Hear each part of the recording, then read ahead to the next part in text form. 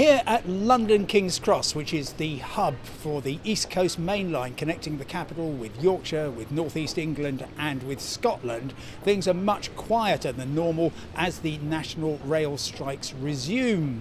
Members of the RMT union, up to 20,000 of them, are walking out in the latest of the very, very long and bitter dispute. National rail strikes, of course, began in June 2022.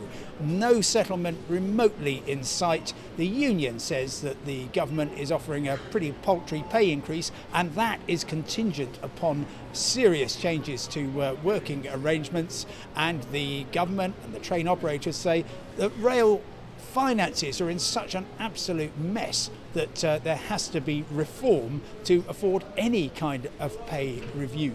So the strikes continue, and that means for travellers that about half the network is out of action today. There are, though, on key commuter and intercity lines, pretty regular services running up until about 7 o'clock this evening. So you can travel quite happily from here to Newcastle and Edinburgh, for example.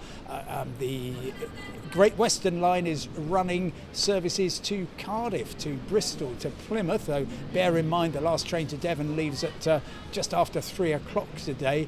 And elsewhere in the country, well, it's a patchwork of some services running, other stations being closed down completely, and of course, check before you travel.